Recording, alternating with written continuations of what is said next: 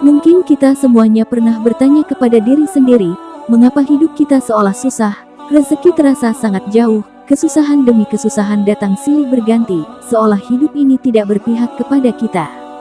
Sedangkan kalau kita memandang orang lain, seolah hidupnya mudah, rezekinya terlihat lancar, hidupnya pun terlihat bahagia. Lalu muncullah rasa iri yang dibarengi dengan pemikiran negatif, sehingga kita memandang curiga kepada orang lain. Berikut 9 penyebab utama rezeki Anda kurang lancar. 1. Apakah kita masih melakukan kemusyrikan atau berbuat syirik meski hanya dalam hati? Yang dimaksud syirik adalah menyekutukan Allah dengan sesuatu, bisa benda, tempat manusia dan lain sebagainya.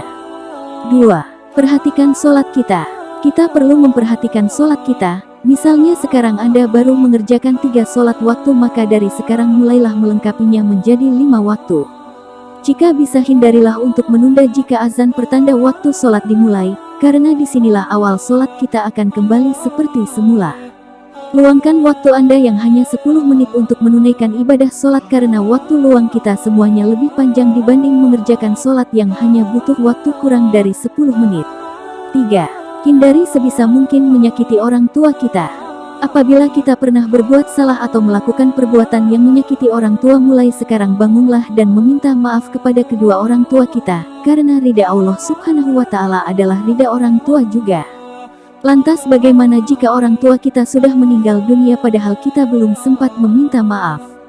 Paling tidak kita doakan mereka dan meminta maaflah kepada Allah, karena Allah Maha berbelas kasih kepada hambanya. 4. Apakah kita memakan harta yang bukan hak kita? Untuk diketahui, dari setiap rezeki atau kekayaan yang kita dapat ada hak untuk fakir miskin termasuk anak yatim piatu, yaitu sebesar 2,5%.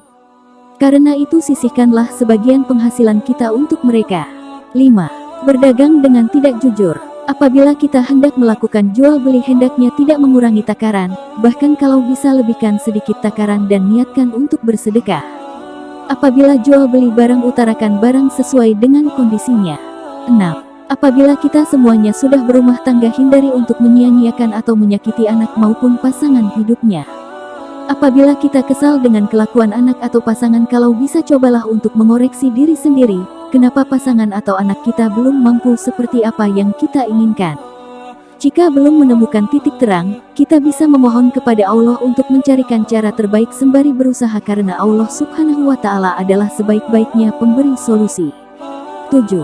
Berbohong. Mungkin benar saudaraku berbohong demi kebaikan, tapi perlu diingat kebaikan yang dimaksud adalah kebaikan untuk siapa. Apabila kebaikan untuk diri sendiri atau orang lain secara sepihak itu kurang sesuai, mengapa? Karena sifat seperti itu bisa merugikan orang lain yang kita bohongi dan akan membuat kita jauh dari rezeki Allah. 8. Memerintah atau berkuasa dengan sewenang-wenang. Maksudnya adalah apabila sedang menduduki jabatan penting atau menjadi pemimpin dalam rumah tangga, hindari untuk menyalahgunakan kewenangan demi kepentingan pribadi. Dan bagi para pemimpin rumah tangga, hindari menyalahgunakan kewenangan dalam keluarga. Misalnya menjadikan pasangan atau anak layaknya pembantu rumah tangga. 9. Pelit dalam mengeluarkan zakat atau bersedekah. Kurung siku tutup. Sifat ini bisa memicu kerezekian kita menjadi sulit. Dalam hal ini hukum alam akan berlaku. Maksudnya adalah apabila kita mempersulit mengeluarkan sedekah yang menjadi hak mereka, maka Allah pun akan mempersulit rezeki yang akan datang pada kita.